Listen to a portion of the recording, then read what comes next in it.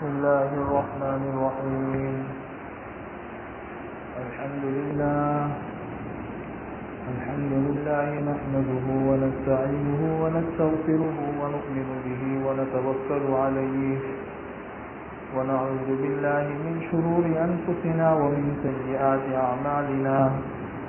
من يهده الله فلا مضل له ومن يضلله فلا هادي له. ونشهد أن لا إله إلا الله وحده لا شريك له.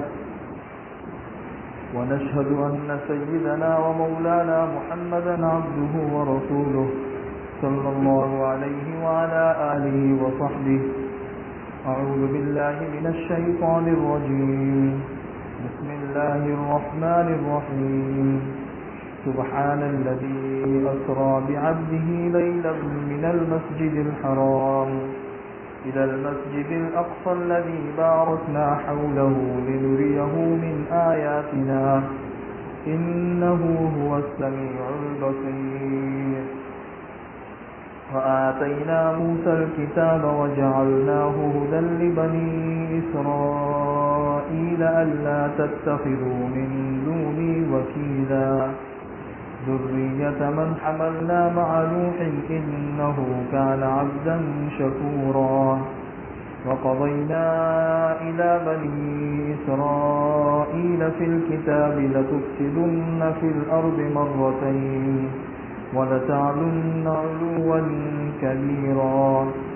فإذا جاء وعد أولاهما بعثنا عليكم عبادا لنا أولي بأس شديد فجاسوا خلال الديار وكان وعدا مفعولا.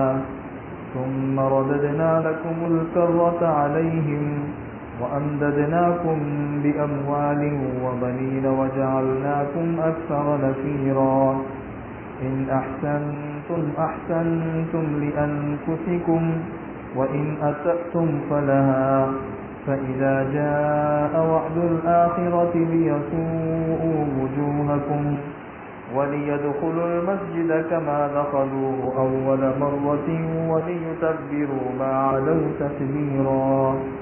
عسى ربكم أن يرحمكم وإن عدتم عدنا وجعلنا جهنم للكافرين حصيرا. إن هذا القرآن يهدي للتي هي أقوم ويبشر المؤمنين الذين يعملون الصالحات أن لهم أجرا كبيرا وأن الذين لا يؤمنون بالآخرة أعتدنا لهم عذابا أليما. صدق الله العظيم. دیکھو بھائی دوستو بزرگوں، روزانہ ہمارا ایک مضمون چل رہا ہے معراج سے متعلق. حضور اکرم صلی اللہ علیہ وسلم کو اللہ تبارک و تعالی نے معراج کروائی، اور معراج جہاں حضور اکرم صلی اللہ علیہ وسلم کے لیے ایک عزت کی چیز ہے، تو حضور اکرم صلی اللہ علیہ وسلم کی امت کے لیے بھی عزت کی چیز ہے. جیسے میں نے پہلے دوسرے دن بتایا تھا آپ لوگوں کو کہ تقریباً کچھ انبیاء کو اپنے اپنے نبوت ملنے سے پہلے یا نبوت ملنے کے بعد اپنے اپنے مرتبوں کے اعتبار سے معراج ہوئی ہے، لیکن جو معراج حضور اکرم صلی اللہ علیہ وسلم کو ہوئی وہ حضور اکرم صلی اللہ علیہ وسلم سے پہلے کسی کو نہیں ہوئی. تو یہ حضور اکرم صلی اللہ علیہ وسلم کے لیے ایک بہت بڑی عزت کا سبب ہے، اور اس میں امت کے لیے بھی عزت ہے. تو معراج کا جو قصہ ہے اور معراج کے دوران جو جو چیزیں پیش آئی، تو وہ صرف قصے اور کہانی نہیں ہے، بلکہ اس میں عبرت اور نصیحت کی بہت ساری چیزیں ہیں. جیسے آپ روزانہ کچھ نہ کچھ مضامین سن رہے ہیں کہ معراج کے دوران حضور اکرم صلی اللہ علیہ وسلم کن کن مراحل سے گزرے، کیا کیا چیزیں دیکھی. تو ظاہر سی بات ہے اس میں ہم لوگوں کے لیے ایک قسم کی نصیحت ہے. تو کل میں نے یہاں پہ مضمون ختم کیا تھا کہ معراج کے سفر کے دوران مکہ مکرمہ سے بیت المقدس تک کے درمیان کافی ساری جگہوں سے حضور اکرم صلی اللہ علیہ وسلم گزرے. 4 जगह हज़रत जिब्रील अलैहिस्सलाम ने हुज़ूर अकरम सल्लल्लाहु अलैहि वसल्लम को उतारा और नमाज़ पढ़वाई। फिर दरमियान में जन्नत जहन्नम की आवाज़ें सुनाई दी। फिर उसके बाद एक बूढ़ी ने सलाम किया, बूढ़े ने सलाम किया, कुछ लोगों ने सलाम किया। इसी तरीके से एक कब्र से खुशबू आ रही थी, मशाता की कब्र की खुशबू थी। फिर आलम बरज़ख के कुछ मनाजिर दिखाए गए। इन सारी चीज़ों से गुजरते गुजरते अब हुज़ूर अकरम सल्लल्लाहु अलैहि वसल्लम हज़रत जिब्रील ये पहुँचे बैतुल मुक़द्दस। बैतुल मुक़द्दस जब पहुँचे तो वहाँ जाहिर सी बात है बुराक के ऊपर सवार थे। तो वहाँ जब पहुँचे तो सवारी से नीचे उतरे। अब सवारी से नीचे उतरे मस्जिद से बाहर, अब जाना है मस्जिद के अंदर। अब जाहिर सी बात है कोई अपनी सवारी लेकर आए, मस्जिद के बाहर सवारी खड़ी की, अब मस्जिद के गेट से वही इंसान मस्जिद के अंदर आएगा। तो बाहर अब इस सवारी को बांधा किससे जाए, इसलिए कि बहरहाल एक सवारी है, अगर उसको बांधा न गया तो हो सकता है यहाँ वहाँ हो जाए। तो वहाँ बाहर ही एक बहुत बड़ी चट्टान थी और उस चट्टान के ऊपर किताबों में लिखा है कि गुज़िश्ता जो अंबियाए बनी इसराइल हुआ करते थे वो अपनी अपनी सवारियाँ उस चट्टान के एक सुराख से बांधा करते थे। तो वो सुराख जो है वो चूँकि बहुत साल गुजर गए थे, इसलिए कि हुज़ूर अकरम सल्लल्लाहु अलैहि वसल्लम और हज़रत ईसा अलैहिस्सलाम के दरमियान ही 500 साल गुजर गए। इन 500 साल में कोई भी नबी नहीं आया था। तो जाहिर सी बात है इतना लंबा अरसा गुजरने की वजह से वो सुराख जो है वो बंद हो गया था। तो चूंकि वो सुराख बंद हो गया था तो हज़रत जिब्रील अलैहिस्सलाम ने अपनी उंगली से जोर से यूं मारा तो वो सुराख जो है वो खुल गया। अगरचे चट्टान है लेकिन बहरहाल हाथ तो हज़रत जिब्रील अलैहिस्सलाम का है। तो ये उंगली मारी तो वो सुराख जो था जो पहले बंद हो चुका था अब खुल गया। खुलने के बाद हज़रत जिब्रील अलैहिस्सलाम ने वहाँ से अपनी सवारी बांधी। सवारी बांधने से ये चीज़ समझ में आती है कि तवक्कुल और अल्लाह की ज़ात पे भरोसा किस चीज़ का नाम है। भाई है जन्नत की सवारी और सवारी लेकर आए हैं हज़रत जिब्रील अलैहिस्सलाम और उस सवारी के ऊपर सवार है हुज़ूर अकरम सल्लल्लाहु अलैहि वसल्लम। तो जाहिर सी बात है ये सवारी कितनी शाइस्ता, कितनी मुहज़्ज़ब और कितनी मुती और फर्माबरदार होगी। लेकिन ऐसी सवारी को भी बांधने की ज़रूरत पेश आ रही है कि भाई उसे बांध दो, कहीं ये आगे पीछे न चली जाए। एक शक्ल तो ये थी कि भाई अल्लाह की ज़ात पे भरोसा करते हुए छोड़ दो इसे, कुछ भी नहीं होगा। लेकिन इसमें एक बहुत बड़ा सबक है कि दुनियावी असबाब को इंसान इख्तियार करे फिर उसके बाद अल्लाह की ज़ात पे भरोसा करे। ये असल तवक्कुल का मतलब है। एक इंसान खाना ही न खाए और ये कहे कि भाई अल्लाह रोज़ी पहुंचाने वाला है, अल्लाह खिलाने वाला है, मेरे मुकद्दर में अगर खाना होगा तो ज़रूर पेट में जाएगा। तो ये इंसान जो है ये तवक्कुल के खिलाफ काम कर रहा है। भाई पेट भरने वाली ज़ात और रोज़ी पहुंचाने वाली ज़ात तो अल्लाह ही की है, लेकिन इसके लिए अल्लाह ने पहले तुझे कुछ चीज़ों का पाबंद बनाया है कि खाने के लिए दस्तरखान बिछाओ, खाना उसके ऊपर बिछाओ, फिर उसके बाद खाओ तो तुम्हारा पेट भरेगा। वरना इन असबाब को इख्तियार किए बगैर ही इंसान ये सोचे कि भाई अल्लाह बहुत बड़ा है, मैं तो अल्लाह की ज़ात पे भरोसा करता हूँ, मुझे खाने वाने की ज़रूरत नहीं, बगैर खाए ही मुकद्दर में होगा तो इंशाल्लाह ज़रूर खाया जाएगा। जैसे एक आदमी था, उसने बयान के अंदर सुन लिया, एक मौलाना साहब बयान कर रहे थे, बयान के दौरान उसने सुन लिया कि भाई अल्लाह तबारक व तआला रोज़ी पहुँचाने वाले हैं, अगर अल्लाह ने रोज़ी पहुँचाने का इरादा कर लिया है तो ज़रूर तुम तक रोज़ी पहुँच के रहेगी, ज़रूर तुम तक रोज़ी पहुँच के रहेगी। अब वो इंसान जो था वो घर में अपनी अम्मी से, बीवी से सबको छोड़ के चला गया कि भाई जब रोज़ी पहुँचाने वाले अल्लाह है, खाना तो मिल के ही रहेगा, तो तुम्हारी मुझे क्या ज़रूरत है। वो जंगल में जाके बैठ गया, एक दिन भूखा रहा, 2 दिन भूखा रहा, 3 दिन भूखा रहा। अब भूख से उसकी हालत खराब हो रही है, भूख से जो है वो उसकी हालत खराब हो रही है। इत्तिफाक से उसकी बीवी को और उसके माँ को पता चल गया कि इस तरीके से फला जगह पर है, तो वो लोग आए खाना लेकर और बहुत खिलाने की कोशिश की, तो वो खा ही नहीं रहा है कि नहीं भाई अब तो मेरी तबीयत के अंदर वो तवक्कुल पैदा हो गया, अल्लाह की ज़ात पे भरोसा। مقدر میں ہوگا تو ضرور کھانا میرے پیٹ میں جائے گا۔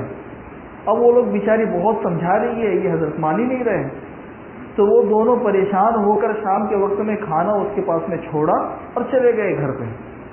رات کے وقت میں کچھ ڈاکو اور کچھ چور وہاں سے گزرے، ان لوگوں نے دیکھا، وہ لوگ ویسے ہی بھوکے تھے، ان لوگوں نے دیکھا کہ بھئی یہ ہے اور اس کے سامنے کھانا رکھا ہوا ہے، بہترین قسم کا پلاؤ ہے، زردہ ہے اور تہاری ہے، ماشاءاللہ خوشبو بھی بہت اچھی آ رہی ہے۔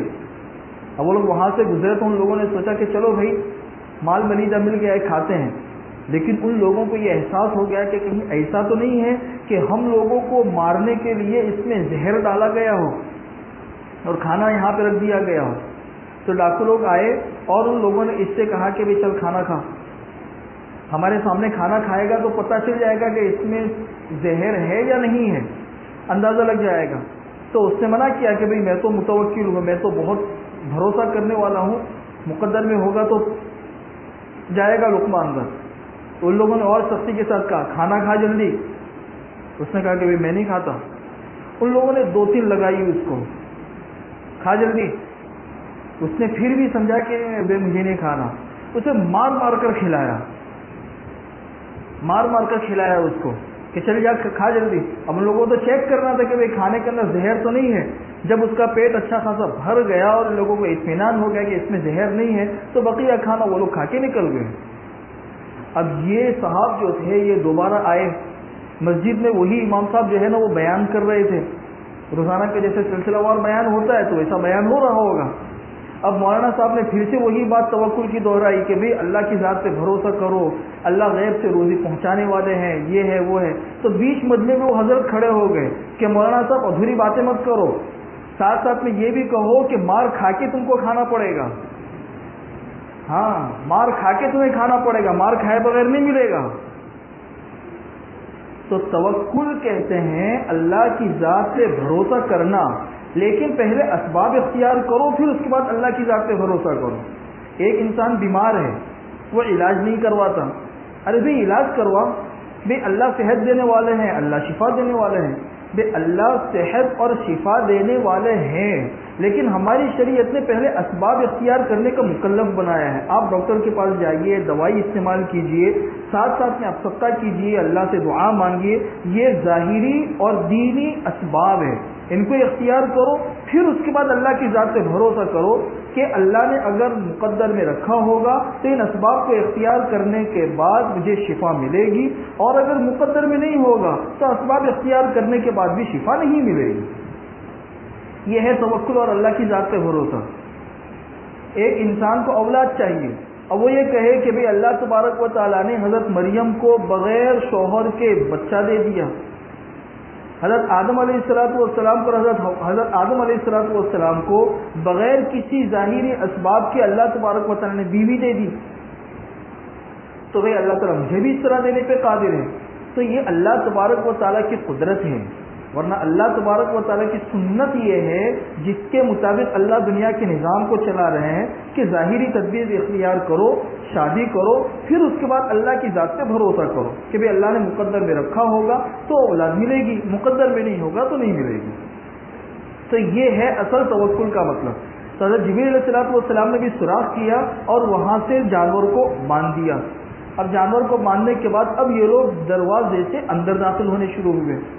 جب دروازے سے اندر داخل ہونے شروع ہوئے تو دروازے کے اوپر ہی خوبصورت قسم کی عورتیں کھڑی ہوئی ہیں، خوبصورت قسم کی لڑکیاں جو آج تک کبھی بھی نہیں دیکھی گئی۔ ان عورتوں نے حضور اکرم صلی اللہ علیہ وسلم کو سلام کیا، تو حضور اکرم صلی اللہ علیہ وسلم نے حضرت جبریل سے پوچھا کہ یہ عورتیں کون ہیں جو یہاں پہ کھڑی ہے، اتنی خوبصورت ہے، سلام کر رہی ہے؟ تو حضرت جبریل نے کہا کہ آپ یہ بتاؤ، آپ نے اللہ سے دعا کی تھی کہ اللہ مجھے میرے امت کی جنت کی عورتیں جو حوریں ہیں ان کو دکھلا، آپ نے دعا کی تھی اللہ سے؟ تو حضور نے کہا کہ ہاں بھائی میں نے کہا تھا، تو کہ اللہ تعالیٰ نے آپ کی دعا کو پورا کیا ہے، یہ جنت سے حوریں آئی ہوئی ہے اللہ سے اجازت لے کر، آپ کے دیدار کرنے کے لیے آئی ہوئی ہے، آپ دیکھ لو اور ان کے سلام کا جواب دو۔ وہ جنت کی حوریں تھی جو حضور اکرم صلی اللہ علیہ وسلم کے استقبال میں جنت سے آئی ہوئی تھی۔ چنانچہ حضور اکرم صلی اللہ علیہ وسلم نے ان کے سلام کا جواب دیا. پھر حضور نے ان سے پوچھا کہ تم لوگ کس کے لیے ہو, تم عورتیں کس کے لیے ہو؟ تو ان عورتوں نے وہ مشہور ترانہ پڑھا جو جنت کے اندر حوریں پڑھیں گی, جو کتابوں کے اندر بہت کثرت کے ساتھ نحن الناعمات فلا نبأس ونحن الخالدات فلا نبیت ونحن المقیمات فلا نرحل نحن الراضیات فلا نسخط طوبى لمن كان لنا وكنا له. ان عورتوں نے کہا کہ اے اللہ کے نبی, ہم وہ عیش اور آرام میں رہنے والی عورتیں ہیں کہ کبھی ہمیں غم نہیں آتا, اور ہم وہ عورتیں ہیں جو اپنے شوہروں سے ایسی راضی ہوں گی کہ راضی ہونے کے بعد کبھی ان سے ناراض نہیں ہوں گی, اور ہم جنت میں ایسی رہنے والیاں ہیں کہ جنت سے کبھی نکالی نہیں جائے گی اور ہمیشہ رہنے والی ہے, کبھی بھی ہمارے اوپر بڑھاپا نہیں آئے گا. خوشخبری ہے ان لوگوں کے لیے اللہ تبارک و تعالیٰ نے جن کے لیے ہمیں پیدا کیا ہے اور ہمیں جن کے لیے پیدا کیا ہے. یہ امت کے افراد, ان کے لیے اللہ تبارک و تعالیٰ نے وہ حوریں رکھی. تو ان حوروں نے وہ ترانہ پڑھا, نحن الناعمات فلا نبأس ونحن الراضیات فلا نسخط ونحن المقیمات فلا نرحل طوبى لمن كان لنا وكنا له. خیر, ان حوروں سے بات کر کے اب حضور اکرم صلی اللہ علیہ وسلم یہاں سے آگے بڑھے. جب یہاں سے آگے بڑھے اور مسجد نبوی میں حضور اکرم صلی اللہ علیہ وسلم بیت المقدس میں جو داخل ہوئے, تو جس دروازے سے داخل ہوئے اس دروازے کا نام باب محمد ہے, کیونکہ حضور اکرم صلی اللہ علیہ وسلم اسی دروازے سے داخل ہوئے تھے, باب محمد. جب باب محمد سے حضور اکرم صلی اللہ علیہ وسلم اندر داخل ہوئے تو انبیاء علیہ الصلوۃ والسلام کی روحوں کو اللہ تبارک و تعالیٰ نے وہاں جمع کیا ہوا تھا. 1,70,000 انبیاء وہاں پہ موجود تھے. جب حضور اکرم صلی اللہ علیہ وسلم حضرت جبریل کے ساتھ اندر داخل ہوئے تو حضور ارشاد فرماتے ہیں کہ کچھ انبیاء علیہ الصلوۃ والسلام رکوع کی حالت میں تھے, کچھ سجدے کی حالت میں تھے, کچھ قیام کی حالت میں تھے, جس کو ہم اپنی زبان میں کہہ سکتے ہیں کہ انسان مسجد میں داخل ہوا تو فرض نماز سے پہلے تحیۃ المسجد پڑھی جاتی ہے, نوافل اور سنتیں پڑھی جاتی ہے, تو اصل نماز بعد میں شروع ہونے والی ہے امام کے اقتداء میں. اس سے پہلے یہ لوگ نمازیں پڑھ رہے تھے. تو یہ سارے انبیاء وہاں پہ موجود ہیں. حضور اکرم صلی اللہ علیہ وسلم آگے بڑھے, سب سے گزرتے پہلی صف کے اندر آ گئے. حضرت جبریل علیہ الصلوۃ والسلام بھی ساتھ میں ہی ہیں. جب پہلی صف میں آ گئے تو اب سارے انبیاء علیہ الصلوۃ والسلام بیٹھ گئے, حضور اکرم صلی اللہ علیہ وسلم اور حضرت جبریل بھی بیٹھ گئے.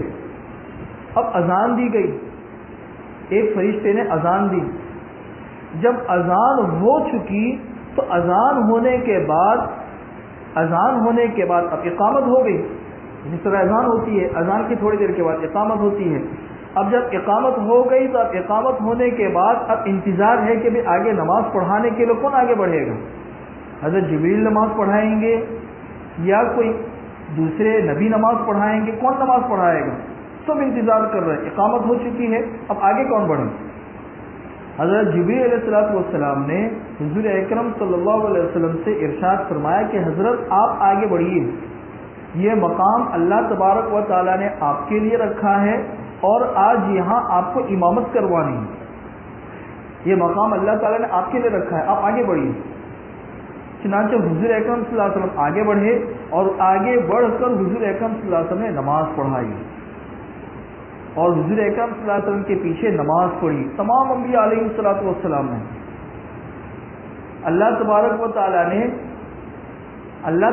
تعالیٰ چاہتے تو مکہ سے براہ راست آسمانوں پر حضور اکرم صلی اللہ علیہ وسلم کو بلا لیتے, لیکن مکہ سے بلایا گیا بیت المقدس, اور بیت المقدس تمام انبیاء علیہ الصلوۃ والسلام کو حضور اکرم صلی اللہ علیہ وسلم کے پیچھے نماز پڑھوائی, اور پھر اس کے بعد یہاں سے آسمانوں پر بلایا گیا.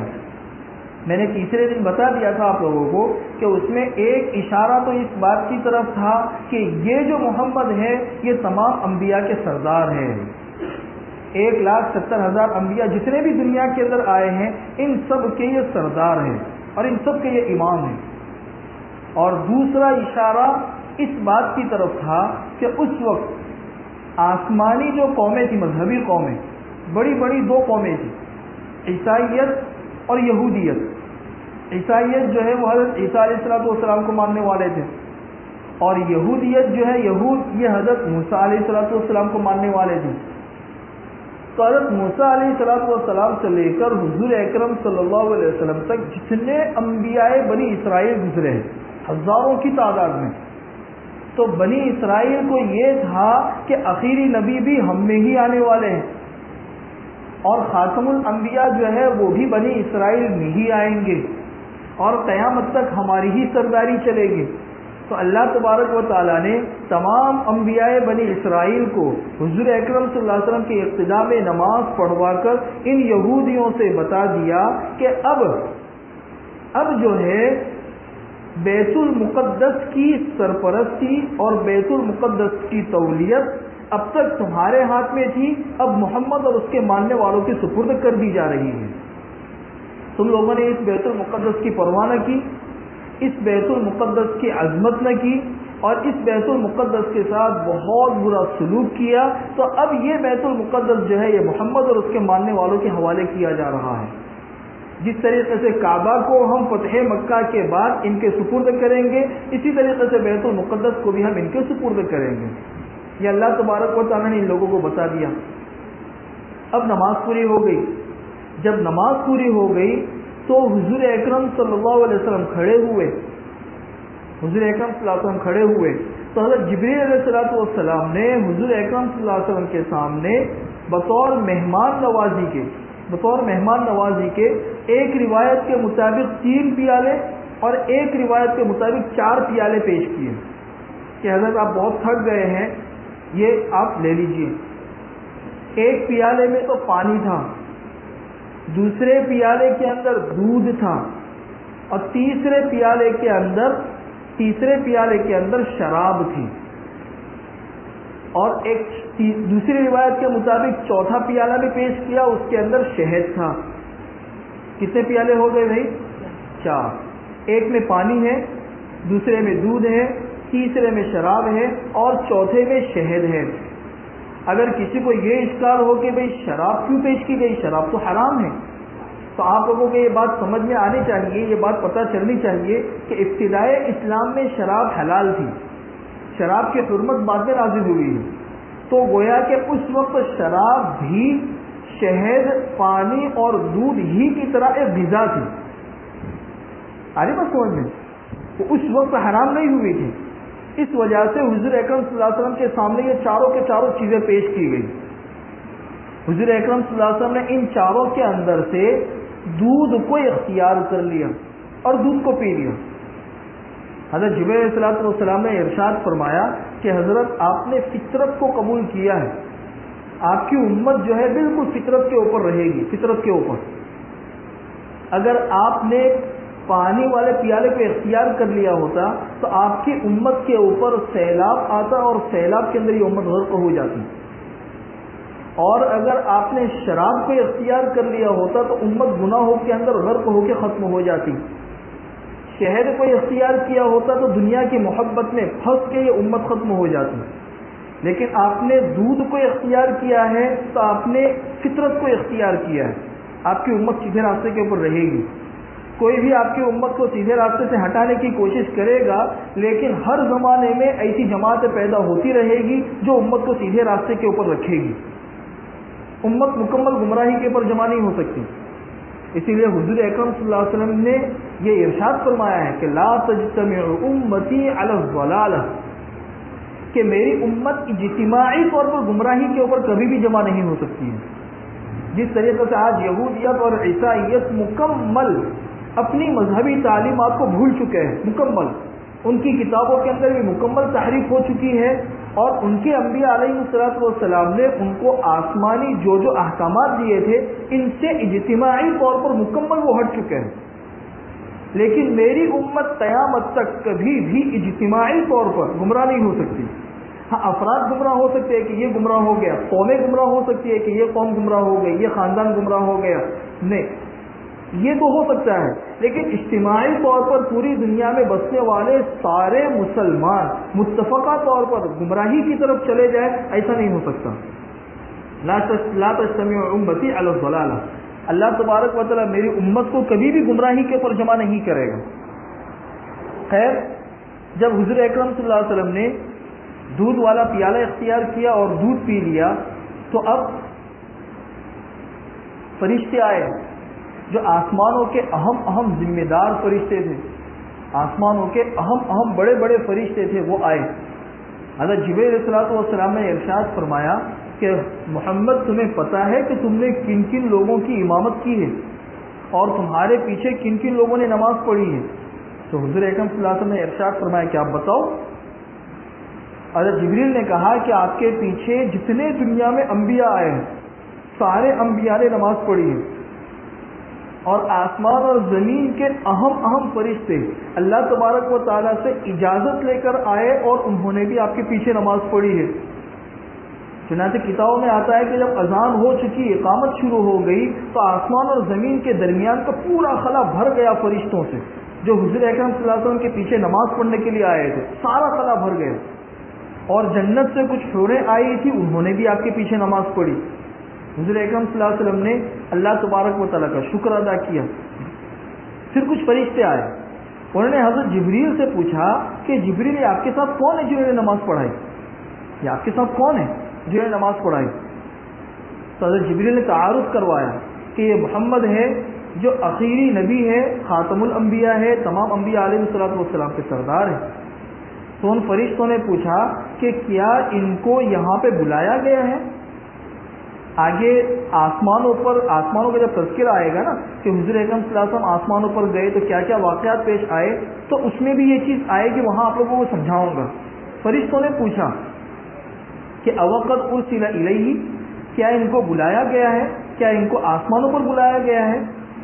تو حضرت جبریل نے کہا کہ ہاں، اللہ تبارک و تعالیٰ کی طرف سے حکم ہوا ہے کہ ان کو بیت المقدس لایا جائے اور یہاں سے پھر آسمانوں کی سیر کرائی جائے. تو پھر ان فرشتوں نے کہا حیاہ اللہ من اخ و خلیفۃ، کہ خوش آمدید ہو ایسے بھائی کے لیے اور زمین کے ایسے خلیفہ کے لیے. فنعم الاخ ونعم الخلیفہ، بہت اچھے بھائی ہو، بہت اچھے خلیفہ ہو. فنعم المجیء جاء، اور تمہارا آنا مبارک ہو. یہ فرشتوں نے حضور اکرم صلی اللہ علیہ وسلم سے کہا.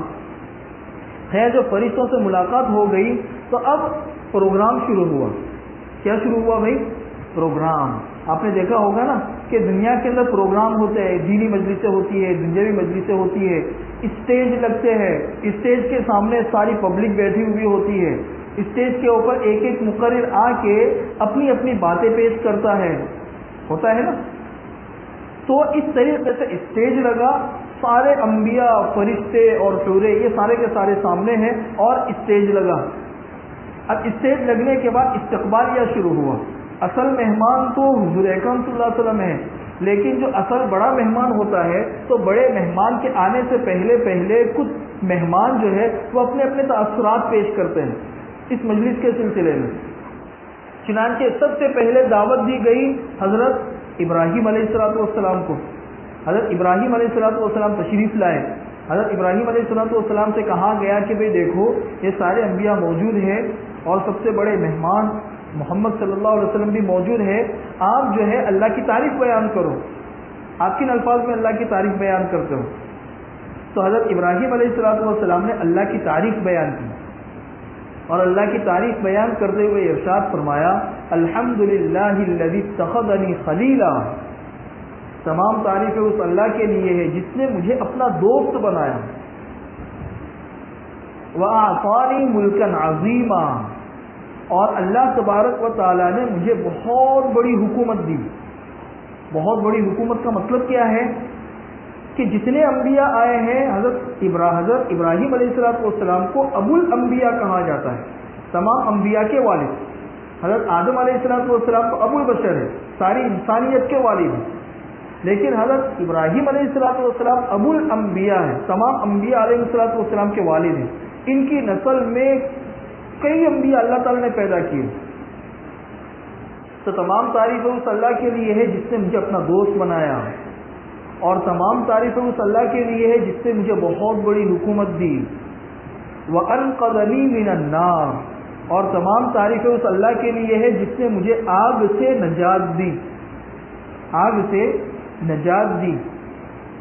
وَجَعَلَهَا لِي بَرْدًا وَسَلَامًا، اور اللہ تبارک و تعالیٰ نے اس آگ کو میرے لیے ٹھنڈا بنایا اور سلامتی والا بنایا. کہ اگر آگ بہت ہی زیادہ برف کی طرح ٹھنڈی ہو جاتی تو ٹھنڈک کے اندر ویسے ہی انسان پریشان ہو جاتا ہے.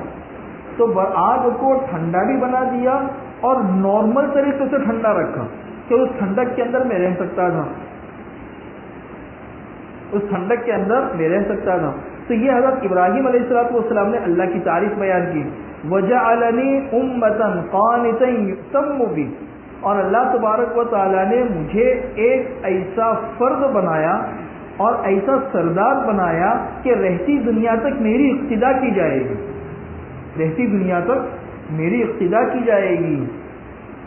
چنانچہ اللہ تبارک و تعالیٰ نے حضرت ابراہیم علیہ السلام کی کتنی ساری چیزیں ہیں جو آج تک باقی رکھی ہے اور آج تک ان کی اقتدا کی جاتی ہے. چنانچہ حج کے سارے مناظر دیکھ لیجیے، اکثر مناظر جو ہے وہ حضرت ابراہیم علیہ السلام کی یادگار ہے.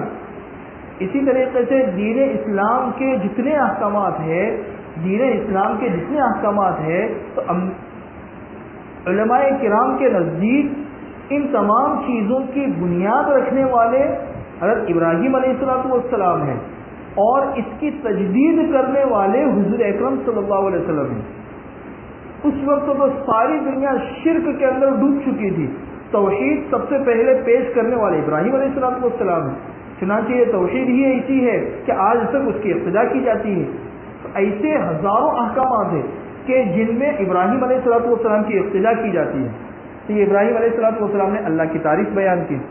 خیر، حضرت ابراہیم علیہ السلام جب اللہ کی تعریف بیان کر کے بیٹھ گئے تو اب باری آئی حضرت موسیٰ علیہ السلام کی. حضرت موسیٰ علیہ السلام آئے، انہوں نے اللہ کی تعریف بیان کی. الحمدللہ الذی کلمنی تکلیما، تمام تعریف اس اللہ کے لیے ہے جس نے مجھے اپنا کلیم بنایا، میرے سے باتیں کی. چنانچہ دنیا میں رہتے ہوئے حضرت موسیٰ علیہ السلام سے سب سے زیادہ باتیں ہوئی اللہ تبارک و تعالیٰ کی. اللہ تبارک و تعالیٰ کی تعریف ہے کہ جس نے میرے سے باتیں کی. وَجَعَلَ هَلَاكَ آلِ فِرْعَوْنَ وَنَجَاةَ بَنِي إِسْرَائِيلَ عَلَى يَدَيَّ، اور تمام تعریفیں اس اللہ کے لیے ہیں کہ جس نے فرعونیوں کی ہلاکت اور بنی اسرائیل کی نجات کو میرے ہاتھوں انجام دیا. کہ بنی اسرائیل کو میرے ہاتھوں اللہ تبارک و تعالیٰ نے نجات دی، اور فرعون کو اور اس کے لشکروں کو میرے ہاتھوں اللہ تبارک و تعالیٰ نے غرقاب کیا، سمندر کے اندر ڈبو دیا. اور تمام تعریفیں اس اللہ کے لیے ہے جس نے وَجَعَلَ مِنْ أُمَّتِي قَوْمًا يَهْدُونَ بِالْحَقِّ وَبِهِ يَعْدِلُونَ، کہ اللہ تبارک و تعالیٰ نے میری امت میں ایسے لوگ پیدا کیے جو حق پر چلتے تھے اور انصاف کے ساتھ فیصلہ کرتے تھے. بنی اسرائیل کا ایک بہت لمبا دور گزرا ہے. جیسے میں نے آپ لوگوں کو 2-3 دن پہلے بتایا تھا کہ ان میں بڑے بڑے حاکم پیدا ہوئے ہیں، بڑے بڑے حکمران پیدا ہوئے ہیں، بڑے بڑے منصف مزاج لوگ پیدا ہوئے ہیں، بڑے بڑے نبی پیدا ہوئے ہیں. تو یہ حضرت موسیٰ علیہ السلام نے کہا کہ اللہ کا احسان ہے کہ اللہ نے میری امت کے اندر ایسے ایسے لوگ پیدا کیے. یہ جب بیٹھ گئے تو اب باری آئی حضرت داؤد علیہ السلام کی. حضرت داؤد علیہ السلام تشریف لائے. حضرت داؤد علیہ السلام نے کہا الحمدللہ الذی جعل لی ملکا عظیما، تمام تعریفیں اس اللہ کے لیے ہے جس نے مجھے بہت بڑی حکومت دی. حضرت داؤد علیہ السلام اللہ تبارک و تعالیٰ نے ان کو بہت بڑی حکومت دی تھی، اور یہی حکومت پھر ورثے میں ملی حضرت سلیمان علیہ السلام کی جو ان کے بیٹے تھے. اور پھر وہ حکومت جو ہے وہ عالمی بن گئی، وہ اتنی بڑی بن گئی کہ ویسی حکومت حضرت سلیمان سے پہلے کسی کو نہیں ملی اور حضرت سلیمان علیہ السلام کے بعد کسی کو ملی ہے.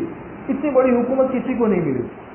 حضرت داؤد علیہ السلام نے کہا تمام تعریفیں اس اللہ کے لیے ہے جس نے مجھے بہت بڑی حکومت دی، وعلمنی الزبور، اور اللہ تبارک و تعالیٰ کا احسان ہے کہ اس نے مجھے زبور سکھائی، وسخر لی الجبال یسبحن والطیر، اور اللہ تبارک و تعالیٰ نے پرندوں کو اور پہاڑوں کو میرے تابع بنا دیا تھا کہ میں جب اللہ کا ذکر کرتا تھا تو یہ پرندے اور پہاڑ میرے ساتھ ساتھ میں اللہ کا ذکر کرتے تھے۔ حضرت داؤد علیہ السلام کے بارے میں آتا ہے کہ جب وہ ذکر کرنے کے لیے بیٹھتے تھے تو جنگل میں چلے جاتے تھے، جنگل میں جہاں چاروں طرف پہاڑ ہوتے تھے، وہ جب اللہ کا ذکر کرنا شروع کرتے تھے اور زبور پڑھنا شروع کرتے تھے، زبور جو آسمانی کتاب تھی، تو ہوائیں جو ہے وہ تھم جاتی تھی، ہوائیں رک جاتی تھی، اور جتنے پرندے ہوتے تھے وہ سارے کے سارے چاروں طرف آ کے بیٹھ جاتے تھے۔ زبور پڑھتے تھے، سارا نظام تھم جاتا تھا، اللہ کا ذکر کرتے تھے تو پہاڑ ان کے ساتھ اللہ کا ذکر کرتے تھے، یہ چرند پرند یہ اللہ کا ذکر کرتے تھے، چاروں طرف سے فضا کے اندر اللہ اللہ اللہ کی آوازیں آتی تھی چاروں طرف سے۔ تو اللہ تبارک و تعالیٰ نے یہ خاص مقام دیا تھا حضرت داؤد علیہ السلام کو کہ پہاڑ بھی ان کے مسخر اور پرندے بھی ان کے مسخر، یہ جب اللہ کا ذکر شروع کرتے تھے تو یہ ساری کے ساری چیزیں ساتھ میں شروع ہو جاتی تھی۔ وَأَلَانَ لِيَ الْحَدِيدَ، اور تمام تعریفیں اس اللہ کے لیے ہے جس نے میرے ہاتھوں میں لوہے کو نرم کر دیا تھا۔ حضرت داؤد علیہ السلام شروع میں بہت غریب تھے، انہوں نے اللہ تعالیٰ سے دعا مانگی کہ اللہ مجھے کوئی ہنر دے جس سے میری انکم کا کوئی ذریعہ پیدا ہو جائے، تو اللہ نے ان کے ہاتھوں میں ایسی برکت دی کہ لوہا ہوتا تھا، لوہا اس کو ہاتھ لگاتے تھے تو یہ ان کے ہاتھ میں موم بن جاتا تھا۔ آج کسی لوہے کو موڑنا ہو، صحیح کرنا ہو، اس سے کوئی چیز بنانی ہو تو کتنی محنت مشقت کرنی پڑتی ہے، آگ میں ڈالو، پھر اس کے اوپر ہتھوڑیاں مارو، ایک مخصوص طریقے سے پھر وہ مڑتا ہے۔ لیکن حضرت داؤد علیہ السلام یوں ہاتھ رکھتے تھے وہ موم کی طرح ہو جاتا تھا، جس طرح چاہے وہ مڑ جاتا تھا، اس سے وہ زرہے بناتے تھے اور جنگی ہتھیار بناتے تھے اور وہ لوگوں کو بیچتے تھے، اس سے ان کی انکم شروع ہو گئی۔ تو یہ اللہ تبارک و تعالیٰ نے ان کو خاص ہنر دیا تھا۔ وَعَلَّمَنِ وَآتَانِ الْحِكْمَةَ وَفَصْلَ الْخِطَابِ، اور تمام تعریفیں اس اللہ کے لیے ہے جس نے مجھے حکمت کی باتیں دی اور فیصلہ کرنے کی طاقت دی۔ حضرت داؤد علیہ السلام کو اللہ نے ایک یہ بھی نعمت دی تھی کہ ان کے پاس لوگوں کے مسائل آتے تھے، لوگوں کے مسائل، اور وہ منٹوں سیکنڈوں کے اندر لوگوں کے مسائل حل کر لیا کرتے تھے۔ خاندانوں کے مسائل آتے تھے، میاں بیوی کے جھگڑوں کے مسائل آتے تھے، پراپرٹی کے مسائل آتے تھے، پارٹنروں کے مسائل آتے تھے۔ تو عام طور پر دو فریقوں کے درمیان جو لڑائی جھگڑے والے معاملات ہوتے ہیں وہ بہت خطرناک ہوتے ہیں، بہت خطرناک۔ حضرت داؤد علیہ السلام کے پاس وہ مسائل آتے تھے، وہ منٹوں کے اندر حل کر لیتے تھے اور لوگ ان کی بات بھی مان لیتے تھے کہ ہاں بھائی یہ بات صحیح ہے۔ تو حضرت داؤد علیہ السلام نے کہا کہ تمام تعریف اس اللہ کے لیے ہے جس نے مجھے فیصلہ کرنے کا ایسا ملکہ دیا تھا۔ جب حضرت داؤد علیہ السلام فارغ ہو گئے، حضرت داؤد علیہ السلام فارغ ہو گئے، تب آئے حضرت سلیمان علیہ السلام جو حضرت داؤد علیہ السلام کے بیٹے ہیں۔ حضرت سلیمان علیہ السلام نے ارشاد فرمایا الحمدللہ الذی سخر لی الریاح، تمام تعریفیں اس اللہ کے لیے ہے جس نے ہواؤں کو میرے تابع بنا دیا تھا۔ ہوائیں جو ہے حضرت سلیمان علیہ السلام کے تابع تھی۔ کیسے تابع تھی؟ جیسے آج ہوائی جہاز اڑتا ہے نا، یہاں سے پہلے زمانے کے اندر مکہ لوگ پہنچتے تھے 2-3 مہینے میں، اب 5-6 گھنٹے کے اندر یہاں سے پلین کے ذریعے پہنچ جاتے ہیں، ہے نا بھائی۔ تو اس زمانے کے اندر اگر جہاں پر بیٹھے ہوئے وہاں سے بیت المقدس جو ہے وہ 2 مہینے کے فاصلے کے اوپر ہے۔ حضرت سلیمان علیہ السلام اپنے تخت پر بیٹھ جاتے تھے، ان کے لشکر والے سارے کے سارے تخت کے اوپر بیٹھ جاتے تھے۔ حضرت سلیمان علیہ السلام ہواؤں کو حکم دیتے تھے لو بھائی ہمارے تخت کو اڑاؤ اور بیت المقدس پہنچاؤ۔ 2 مہینے کی مسافت 12 گھنٹے کے اندر طے ہو جاتی تھی۔ صبح میں اڑتے تھے، شام کو پہنچ گئے، شام کو اڑے، صبح میں پہنچ گئے، ہوائیں مسخر۔ اور جب اڑتے تھے ظاہر سی بات ہے دھوپ ہے، اوپر اڑ رہے تو دھوپ ہوگی نا، تو جتنے پرندے ہوتے تھے وہ سایہ کر لیتے تھے، جتنے پرندے ہوتے تھے وہ سایہ کر لیتے تھے. تو ہواؤں کو اللہ تبارک و تعالیٰ نے مسخر کر دیا تھا حضرت سلیمان علیہ السلام کے. اور یہ ہواؤں کو جو مسخر کیا تھا اس کا بھی قصہ ہے. ایک مرتبہ بہت سارے گھوڑے وہ آئے اور لوگوں نے کہا کہ حضرت آپ گھوڑوں کو دیکھ لیجئے. چنانچہ حضرت سلیمان علیہ السلام دیکھ رہے تھے اور گھوڑے دیکھنا اتنا اچھا لگا. گھوڑے اتنے خوبصورت تھے مال کہ ان کو دیکھتے دیکھتے ان کی عصر کی نماز قضا ہو گئی اور سورج ڈوب گیا. تو ان کو اتنا صدمہ ہوا کہ اس مال نے مجھے اللہ کے ذکر سے اور نماز سے غافل کر دیا. ایک مرتبہ چنانچہ انہوں نے قسم کھائی کہ ان سارے گھوڑوں کو میں کاٹ دوں گا, اللہ کے لیے قربان کر دوں گا. میں ان میں سے ایک مال بھی میں میرے پاس نہیں رکھوں گا کہ جس مال کی محبت سے مشغول ہو کر عصر کی نماز میرے سے قضا ہو گئی. انہوں نے سارے گھوڑوں کو کاٹ دیا. اللہ تبارک و تعالیٰ خوش ہو گئے. اللہ تبارک و تعالیٰ نے ارشاد فرمایا کہ سلیمان یہ کیوں کیا؟ کہا اللہ پاک ان گھوڑوں نے مجھے تیری یاد سے غافل کر دیا, میں ان گھوڑوں کو اپنے پاس میں رکھنا نہیں چاہتا. چنانچہ اللہ تبارک و تعالیٰ نے کہا کہ سلیمان آج تو نے مجھے راضی کر لیا ہے, مانگ کیا مانگتا ہے؟ حضرت سلیمان علیہ السلام نے ارشاد فرمایا کہ اللہ پاک مجھے ایسی حکومت دے لا ينبغي لأحد من بعدی, کہ میرے بعد ایسی حکومت کسی کو بھی نہ ملے. تو اللہ تبارک و تعالیٰ نے حکومت دی. اس حکومت کا ایک حصہ کہ پوری ہواؤں کا نظام اللہ تبارک و تعالیٰ نے تابع بنا دیا. ایک دوسرا وسخر لی الجن یعملون ما شئت من محاریب وتماثیل وجفان کالجواب وقدور الراسیات, کہ اللہ تبارک و تعالیٰ کا احسان ہے کہ اللہ تبارک و تعالیٰ نے سارے جنات کو میرے تابع کر دیا. چنانچہ جتنے جنات تھے وہ حضرت سلیمان علیہ السلام کے تابع تھے. حضرت سلیمان علیہ السلام جو حکم کرتے تھے اس حکم سے ذرا بھی جنات آگے پیچھے نہیں ہو سکتے تھے. یہ بناؤ تو یہ بنا کے لاتے تھے, ہیرے جواہرات لے کر آؤ ہیرے جواہرات لے کر آتے تھے. میں آگے آپ لوگوں کو بتاؤں گا کہ حضرت سلیمان علیہ السلام نے جو بیت المقدس بنایا تو بیت المقدس میں ہیرے جواہرات چاروں طرف سے دنیا سے لائے گئے اور لانے کا حکم دیا تھا حضرت سلیمان علیہ السلام نے ان جناتوں کو کہ جاؤ اور ہیرے جواہرات قیمتی سے قیمتی چیزیں لے کر آؤ, اللہ کا گھر بنانا ہے. چنانچہ قیمتی ہیرے جواہرات سونا چاندی دنیا بھر سے لایا گیا. میں آگے اس کی تفصیل بتاؤں گا کہ یہ سونا ہیرے جواہرات اس وقت کہاں پر ہے اور آئندہ کس طریقے سے وہ سارا خزانہ برآمد ہوگا, اس کی تفصیلات ہیں. تو چنانچہ جنات جو ہے یہ چاروں طرف سے ڈھونڈ کر قیمتی سے قیمتی ہیرے جواہرات لاتے تھے اور اس کو لگایا جاتا تھا. تو اللہ تبارک و تعالیٰ نے جنات کو ان کے تابع بنا دیا تھا. پھر ارشاد فرمایا کہ وسخر لی جنود الانس والجن والطیر, کہ اللہ تبارک و تعالیٰ نے انسان جنات اور پرندوں کے لشکروں کو میرے تابع کر دیا. جیسے میں نے آپ لوگوں کو کہا کہ جب اڑتے تھے تو سارے پرندے سایہ کر لیتے تھے. وعلمنی منطق الطیر, اور اللہ تبارک و تعالیٰ نے مجھے پرندوں کی بولیاں سکھا دی تھی. پرندوں کی بولیاں, پرندے کیا بات کرتے ہیں کہ حضرت سلیمان علیہ السلام کو پتہ چل جاتا تھا. ہدہد کا قصہ اللہ تعالیٰ نے قرآن کریم میں بیان کیا ہے. چونٹی کا قصہ قرآن کریم نے بیان کیا ہے کہ حضرت سلیمان علیہ السلام کا لشکر جا رہا تھا تو چونٹی اپنے سارے قوم کو کہہ رہی تھی کہ بھئی سلیمان کا لشکر آ رہا ہے, اپنے اپنے بلوں کے اندر چلے جاؤ, کہیں سلیمان کا لشکر جو ہے نا وہ تمہیں رون میں نہ ڈالے. حضرت سلیمان علیہ السلام تک چونٹی کی آواز کو اللہ تبارک و تعالیٰ نے پہنچا دیا. تو وعلمنی منطق الطیر, اللہ تبارک و تعالیٰ نے پرندوں کے بولنے کی آواز مجھے پہچان کروا دی. وَأَعْطَانِي مِنْ كُلِّ شَيْءٍ فَضْلًا, اور اللہ تبارک و تعالیٰ نے دنیا کی ہر چیز میں سے کچھ نہ کچھ حصہ مجھے دیا. چنانچہ ان کی بیویوں کے بارے میں بھی آتا ہے کہ ہزاروں کی تعداد میں تھی. دنیا کی ہر نعمت ان کو ملی. وَأَعْطَانِي مُلْكًا لَيْسَ لَا يَنبَغِي لِأَحَدٍ مِّن بَعْدِي, اور تمام تعریفیں اس اللہ کے لیے ہے جس نے مجھے ایسی حکومت دی کہ میرے بعد ایسی حکومت کسی کو بھی نہیں مل سکتی.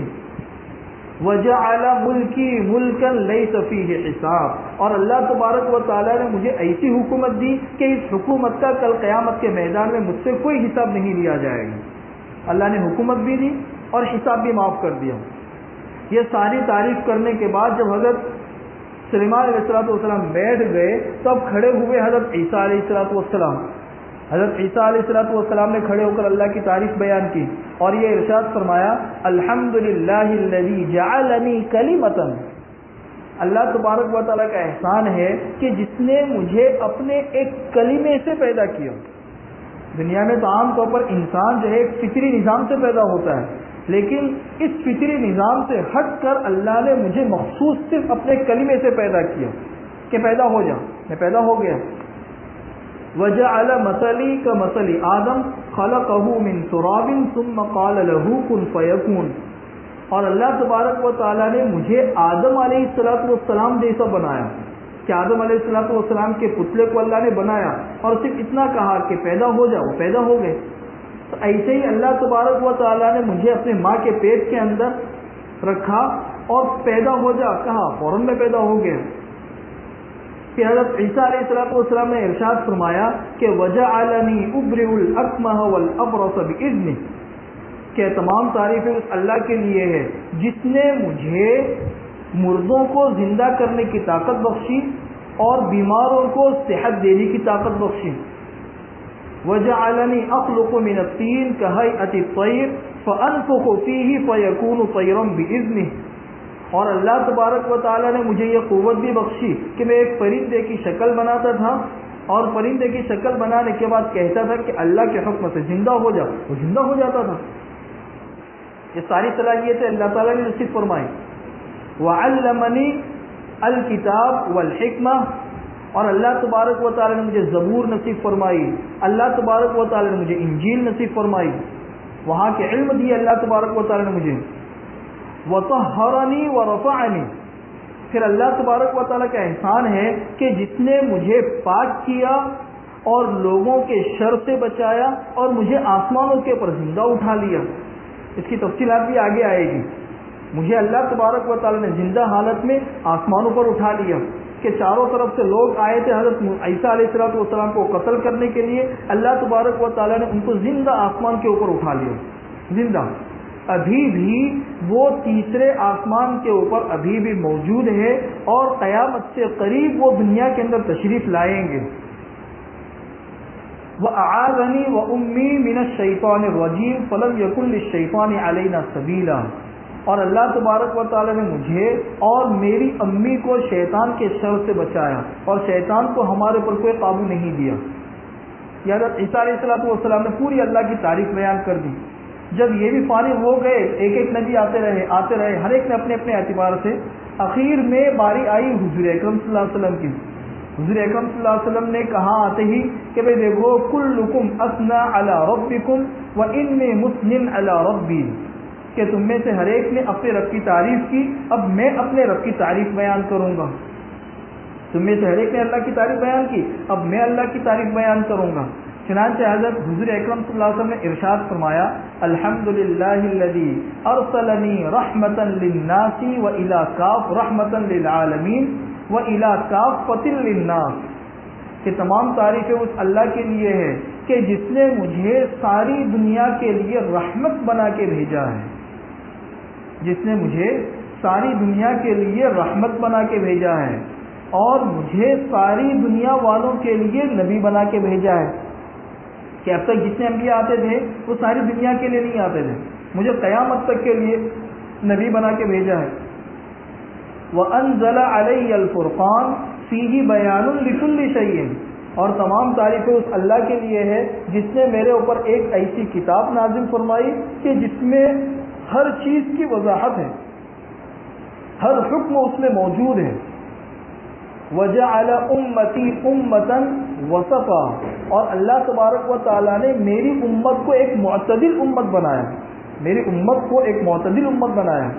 وَجَعَلَ أُمَّتِي خَيْرَ أُمَّةٍ أُخْرِجَتْ لِلنَّاسِ، اور اللہ تبارک و تعالیٰ نے میری امت کو بہترین امت بنایا جو لوگوں کے نفع پہنچانے کے لیے دنیا میں بھیجی گئی ہے۔ وجعل امتی هم الاولین والآخرین، اور اللہ تبارک و تعالیٰ نے میری امت کو ایسا بنایا کہ ساری امتوں کے بعد دنیا میں آئی ہے، اور مقام اور رتبے کے اعتبار سے ساری امتوں سے بڑھ کر ہے، آئی ہے ساری امتوں کے بعد، اور مقام اور مرتبے کے اعتبار سے ساری امتوں سے بڑھ کر ہے۔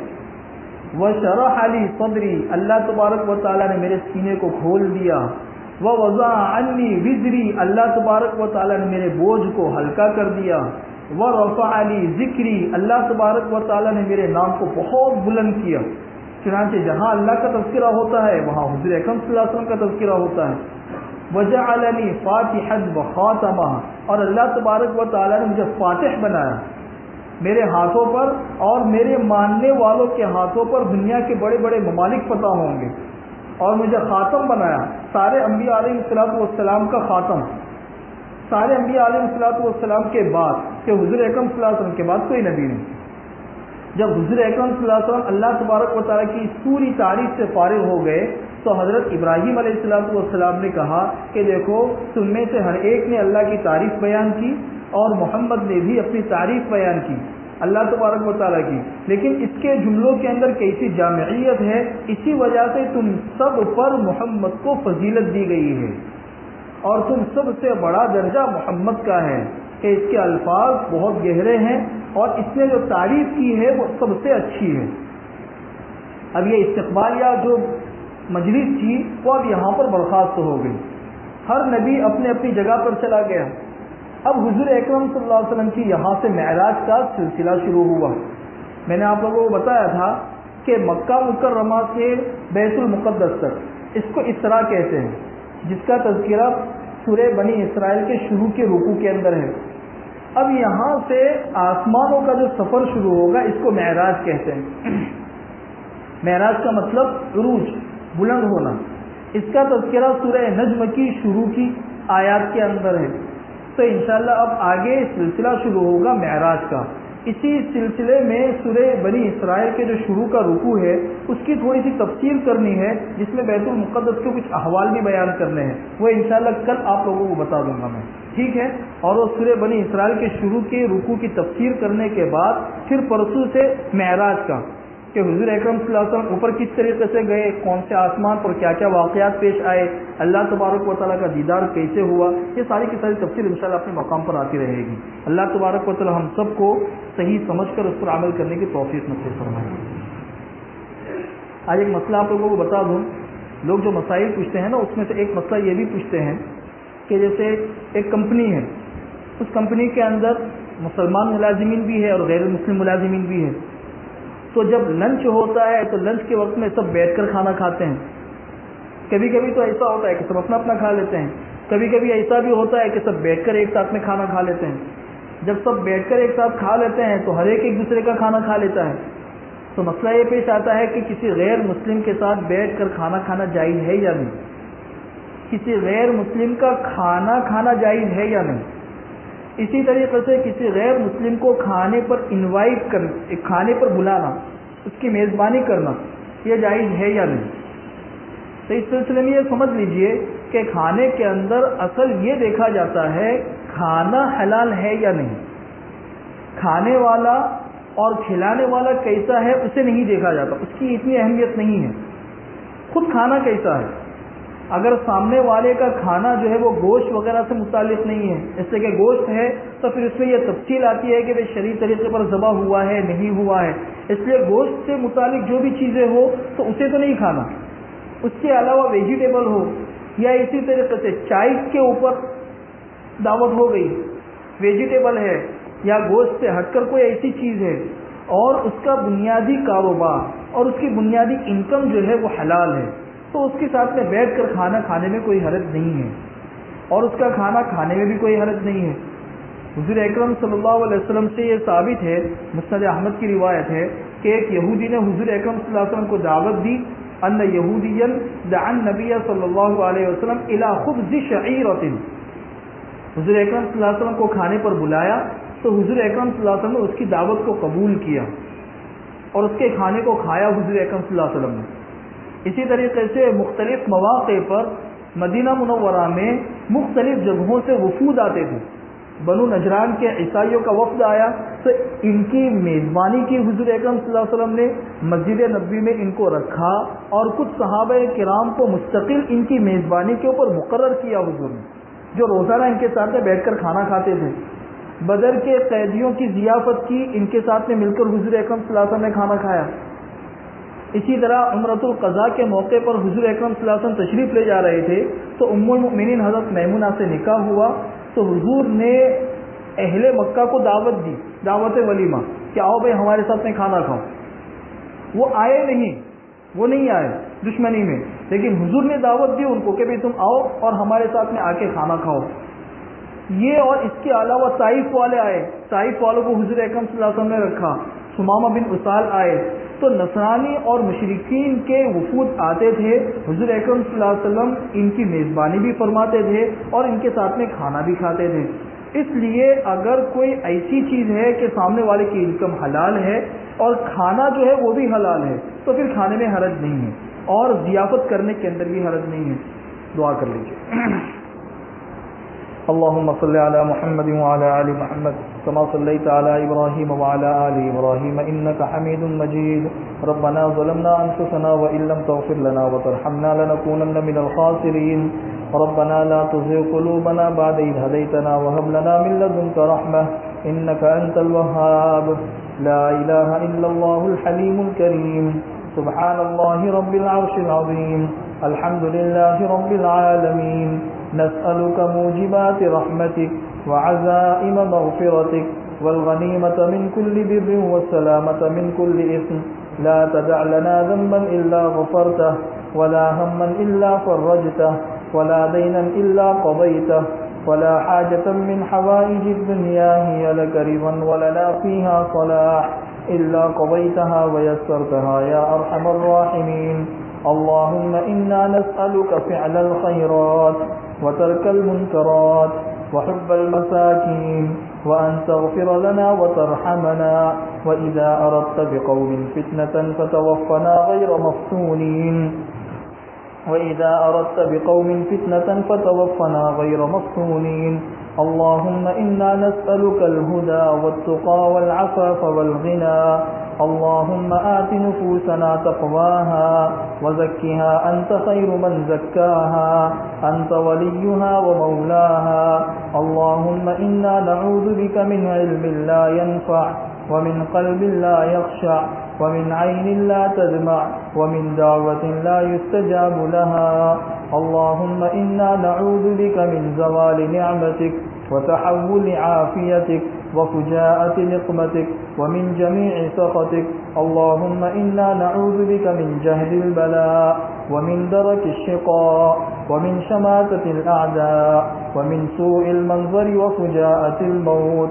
اللهم حبب إلينا الإيمان وزينه في قلوبنا وكره إلينا الكفر والفسوق والعصيان واجعلنا من الراشدين واجعلنا من الراشدين واجعلنا من الراشدين اللهم زينا بزينة الإيمان واجعلنا هداة مهتدين غير ضالين ولا مذلين سلما لأوليائك وحربا لأعدائك يا من لا تراه العيون ولا يصفه الواصفون ولا تخالطه الظنون ولا تغيره الحوادث ولا يخشى الدوائر يعلم مثاقيل الجبال ومكاييل البحار وعدد قطر الأمطار وعدد ورق الأشجار وعدد ما أظلم عليه الليل وأشرق عليه النهار يا من لا تواري منه سماء سماء ولا أرض أرضا ولا جبل ما في قعره ولا بحر ما في بعره اللهم اجعل خير أعمالنا أواخرها وخير أعمالنا خواتمها وخير أيامنا يوم نلقاك فيه اے اللہ ہمارے گناہوں کو معاف فرما، اے اللہ ہمارے خطاؤں سے درگزر فرما، اے اللہ ہم آپ کے گنہگار بندے ہیں، اے اللہ ہم آپ کے خطا کار بندے ہیں، اے اللہ حضور اکرم صلی اللہ علیہ وسلم کے طفیل ہم سب کو معاف فرما دے، حضور اکرم صلی اللہ علیہ وسلم کے صدقہ طفیل میں ہم سب کو معاف فرما دے۔ حضور اکرم صلی اللہ علیہ وسلم نے امت کے لیے اتنی قربانیاں دی، صحابہ کرام نے حضور اکرم صلی اللہ علیہ وسلم میں اتنی قربانیاں دی، اے اللہ اس دین کے لیے نہ جانے کیسے کیسے صدموں کو برداشت کیا، کیسی کیسی بھوک کو برداشت کیا، کیسی کیسی ناگوار حالات کو برداشت کیا، تب جا کر یہ دین ہم تک پہنچا ہے۔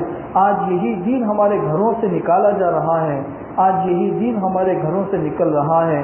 اے اللہ اس دین کے نکلنے کا احساس ہم سب کے دلوں میں پیدا فرما دے، اے اللہ ان نمازوں کے ہماری زندگیوں سے نکلنے کا احساس ہماری زندگیوں کے اندر پیدا فرما دے، اے اللہ ہمیں پکا سچا مسلمان بنا دے، کامل ایمان والا بنا دے، مکمل دین پر عمل کرنے کی توفیق نصیب فرما دے، خشوع خضوع والی نمازیں پڑھنے کی ہمیں توفیق نصیب فرما دے۔ اے اللہ ایسے علم سے ہماری حفاظت فرما جو ہمیں نفع نہ پہنچائے، اے اللہ ایسے عمل سے ہماری حفاظت فرما جو آپ کے یہاں پہ قبول نہ ہو، اے اللہ ایسی دعاؤں سے ہماری حفاظت فرما جو آپ کے یہاں پہ قبول نہ ہو، اے اللہ ہماری نفس کے اندر تکبر پیدا ہو جانے سے بچا لے، حرص اور حسد سے بچا لے، بغض اور کینہ سے بچا لے، دنیا کی محبت سے بچا لے، مالداری کی محبت سے بچا لے، مالداری کی محبت سے بچا لے، مرتبے کی محبت سے بچا لے، مرتبے کی محبت سے بچا لے، اے اللہ زنا سے ہم سب کی حفاظت فرما دے، بد نظری سے ہماری حفاظت فرما دے، حقوق والدین سے ہماری حفاظت فرما دے، قطع رحمی سے ہماری حفاظت فرما دے، کسی کے سامنے جھوٹ بولنے سے ہماری حفاظت فرما دے، اے اللہ کسی کے سامنے جھوٹ بولنے سے ہماری حفاظت فرما دے، اے اللہ عافیت کے ساتھ ہم سب کی اصلاح فرما دے، ہم سب کو دعوت کے کام کے لیے قبول فرما لے، دیر اور دور کے لیے قبول فرما لے، دیر اور دور کے لیے قبول فرما لے، اے اللہ دعوت کے کام کی حفاظت فرما دے، دینی مدارس کی حفاظت فرما دے، دینی خانقاہوں کی حفاظت فرما دے، مساجد کی حفاظت فرما دے، اسلامی ممالک کی حفاظت فرما دے، مسلمانوں کی صلاحیتوں کے ضائع ہونے سے بچا لے، مسلمانوں کی صلاحیتوں کے ضائع ہونے سے بچا لے، اے اللہ ہمیں آپ کی ایسی محبت دے کہ اس کے بعد ہمیں دنیا میں کسی کی محبت کی ضرورت نہ محسوس ہو، اے اللہ ہمیں آپ کی محبت میں مشغول کر دے اور دنیا کی محبت سے نکال دے، اے اللہ ہمیں آپ کا ایسا خوف دے کہ آپ کے بعد کسی کا خوف ہمارے دل کے اندر نہ ہو، اے اللہ ہمارے دلوں میں آپ کا ایسا خوف دے کہ دنیا میں ہم کسی سے بھی نہ ڈریں، اے اللہ جب دنیا والوں کی آنکھیں دنیا کی چیزوں سے ٹھنڈی ہو رہی ہو، ہماری آنکھیں تیری عبادت سے ٹھنڈی ہو رہی ہو، نمازوں سے ٹھنڈی ہو رہی ہو، ذکر اور اذکار سے ٹھنڈی ہو رہی ہو، اس کی غیر تصور تیرے شکلیں پیدا فرما دے، جب تک دنیا میں رکھے، جب تک جینا مقدر میں ہو، عافیت والی زندگی، عافیت والی زندگی، صحت اور سلامتی والی زندگی، ایمان اور دین والی زندگی ہم سب کو نصیب فرما دے، جب دنیا سے جانے کا وقت آئے تو عافیت کے ساتھ تیری رضامندی والی موت آئے، کلمہ پڑھتے ہوئے ہم دنیا سے جا رہے ہو، تیری محبت ہمارے دلوں کے اندر ہو، آپ ہم سے خوش ہو رہے ہو، ہم آپ سے خوش ہو رہے ہو، اس کی غیر تصور تیرے شکلیں پیدا فرما دے، ہم جب دنیا کے اندر آئے ہم رو رہے تھے، دنیا والے ہنس رہے تھے، ہم جب دنیا سے جا رہے ہو تو ہم ہنس رہے ہو، ساری دنیا رو رہی ہو، اس کی غیر تصور تیرے شکلیں پیدا فرما دے، اے اللہ قبر کو ہمارے لیے باغ بنا دے، قبر کو ہمارے لیے باغ بنا دے، ہمارے اعمال کا صندوق بنا دے، ہمارے اعمال کا صندوق بنا دے، اے اللہ رمضان مبارک کی ان راتوں کی قدر کرنے کی ہم سب کو توفیق نصیب فرما دے، جو مانگا وہ بھی عطا فرما، جو مانگنے سے رہ گیا وہ بھی عطا فرما، اور اے اللہ اپنے فضل و کرم سے ہماری ساری دعاؤں کو بے انتہا قبول فرما۔ اللهم إنا نسألك من خير ما سألك منه عبدك ونبيك سيدنا محمد صلى الله عليه وسلم، ونعوذ بك من شر ما استعاذك منه عبدك ونبيك سيدنا محمد صلى الله عليه وسلم، أنت المستعان وعليك البلاغ، ولا حول ولا قوة إلا بالله العلي العظيم، سبحان ربك رب العزة عما يصفون، وسلام على المرسلين، والحمد لله رب العالمين۔